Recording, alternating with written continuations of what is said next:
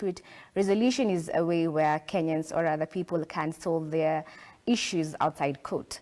And there are very many types of alternative dispute resolution. There's mediation, arbitration, neutral evaluations, settlement conferences, and community dispute resolution program, which has a lot of benefits outside the court.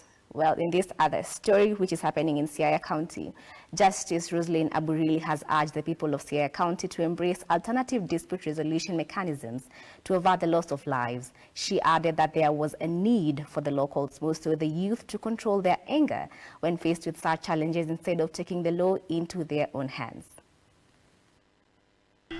Worked tirelessly. So the court is not a place for jailing people.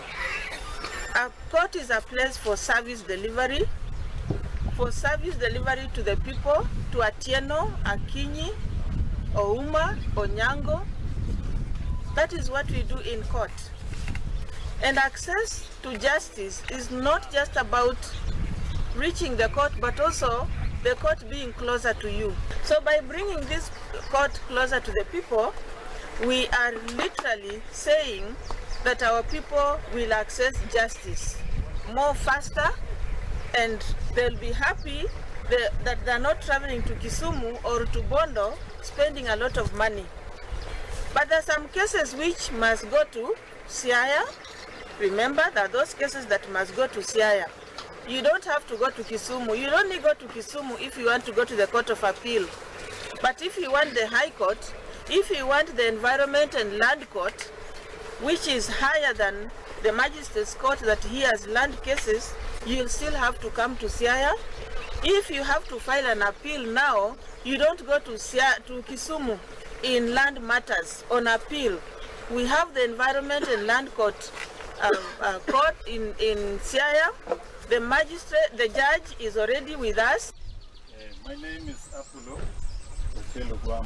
Have a very big problem with generally our criminal justice system, particularly in terms of how witnesses, who are actually the victims, they are witnesses for purpose of the process of the court, but in real sense they are the victims. They are the victims, let's say, of theft. They are victims of these capital offenses, like a case we had here was a murder case. Somebody's daughter was murdered. There's that guy who was attacked. So by the end of the day, these are criminal activity, criminal things. But once they are committed, the owners or the real victims now changes to be witnesses. Now the process of going to court constantly for purpose of this to be done, you realize that these witnesses are required to be in court constantly. The state does not take care of them. So a witness, like now from this far, going to Bondo, and cases are not done in time, like we had a case there, he's been there for 7 times, and all these 7 times, the matter has not yet been sorted out. Sometimes not because of him, or not because of anything else, sometimes because of the police.